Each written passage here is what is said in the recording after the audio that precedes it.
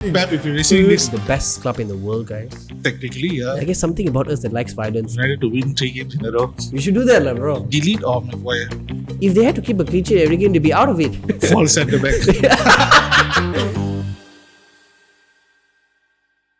Welcome back to another episode of True Ball Banter. Thank you so much for joining us. My name is Shashi Wax, Liverpool fan for life. And with me, I have... Fabz, United fan for life. You were thinking about it, huh? I'm thinking. In case you're checking out the jersey for the first time, this is our new jersey, guys. Liverpool fans, look away. United fans, take a good look. Finally, I got it right, bro. Yeah. So today we're going to be focusing on this episode. We're going to be focusing on United a little bit, and we will dive into a specific thing we want to look at. Before that, if you haven't subscribed, please do subscribe. Hit a comment. If you're not really sure whether to subscribe or not, don't worry. Just watch this episode. If you like it, you can follow us so that you can have more similar content just like this. All right, so let's get down right to it. Let's get down to business. Yes, business today is about United's back Finally, 4, back 5, back 3, back 2, back 1. Centre back. The good news is no Onana in the back 5, back 4. Who is he again? Leave United and you become a superstar. I won't be surprised if Onana is up for the Ballon d'Or next year, man. I heard he's doing team talks already, bro. Half time. Motivational speaker after this. Speaking of players that have changed career, you know what happened to Mudryk, right? Oh, he's looking into athletics. Oh, I thought you told me you're going to become pastor.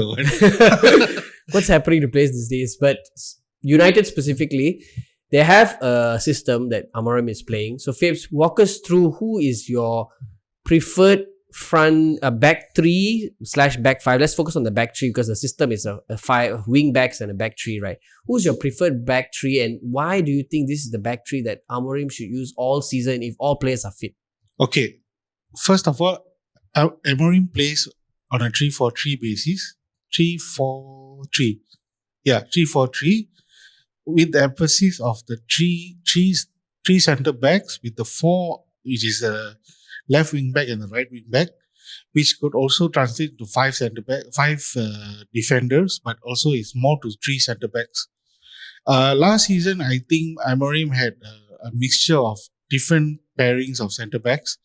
This season, he was more consistent. I think with Luke Shaw coming back, Luke Shaw pretty much cemented the left centre back side.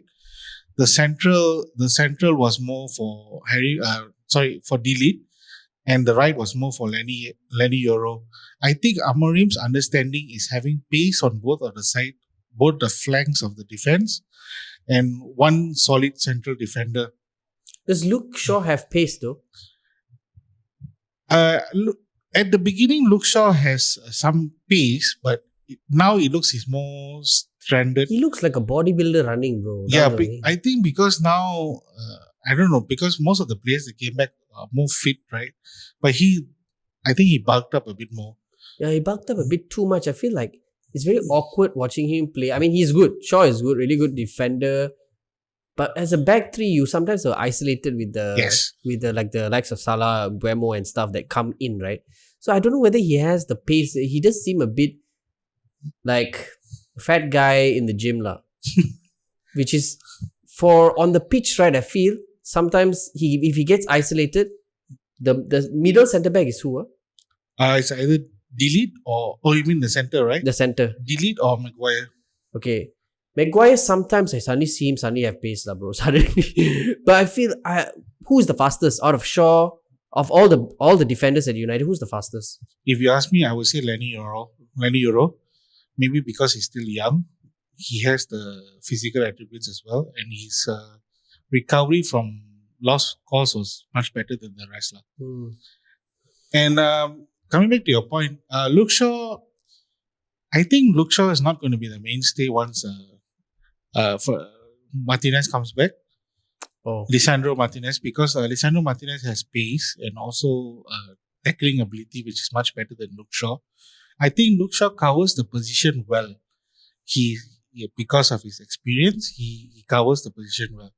But other than that, I don't think he provides the perfect foil for a centre back, unless your centre back is a more agile or fast defender who can run up and down, because we have Maguire and Delete. They they are more stationed type of Mm. players. They are more players that you come to me, I'll tackle the ball and get it clean. But if you go with them on pace, I think they are out.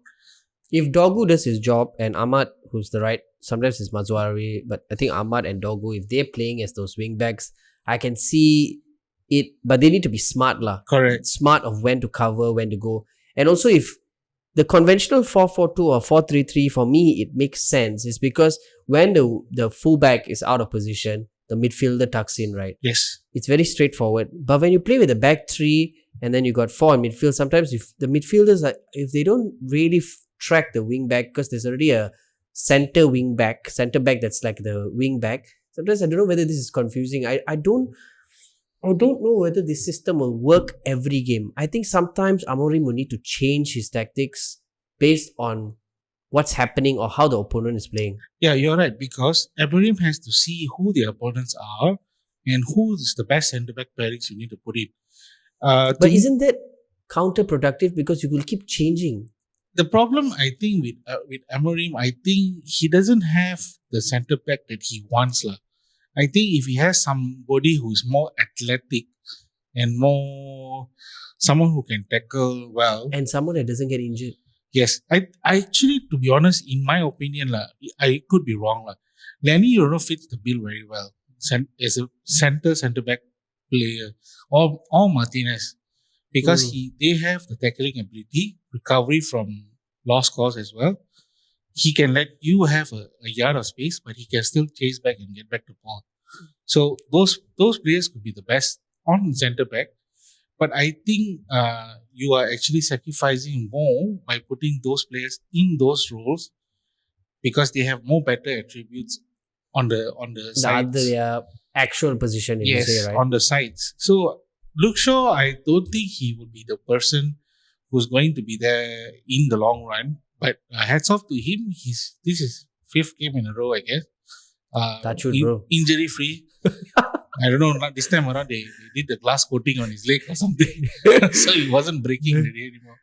Yeah, I mean, I do enjoy seeing Luke Shaw play, but I just, when I look at the best teams in the Premier League over the years, right? You had what is this? Tony Adams and Martin Keown. Then you had Vidic and Ferdinand. Yep. Terry Carvalho. Then Van Dijk and whoever's next to him, Matip, Konate.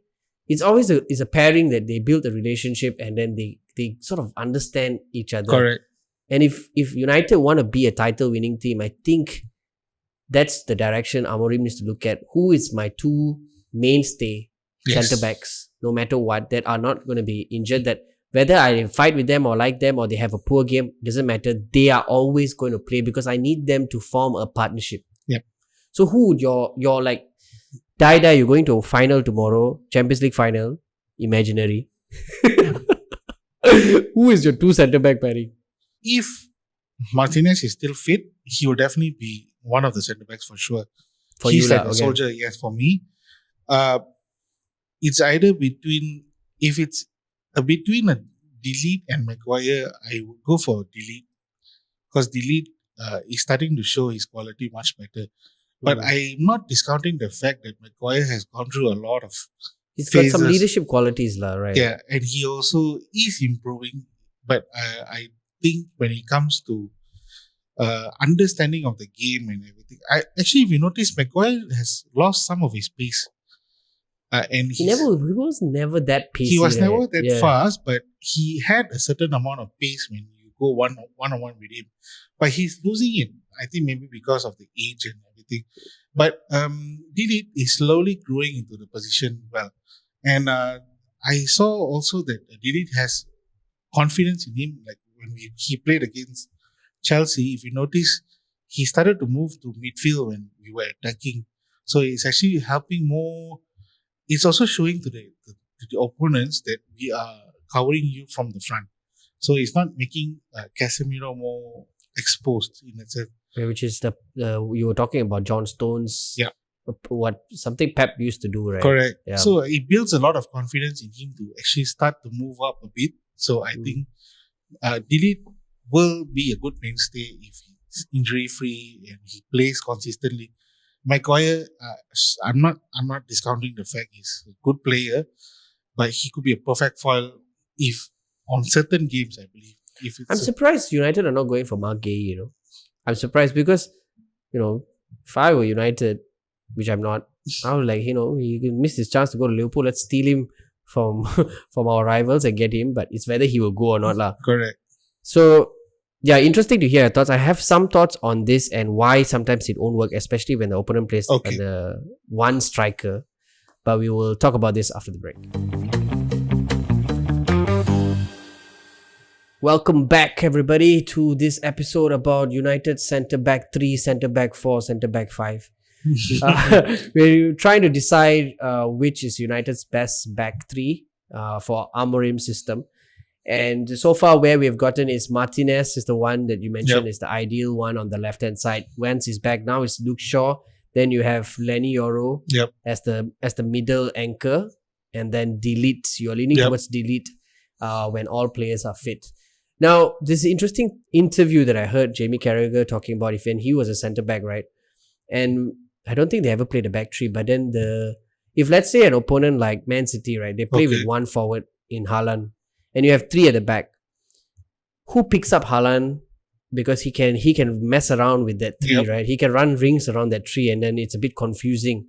So I'm not sure whether because opponents will know, okay, they play at the back 3. How are you going to, son?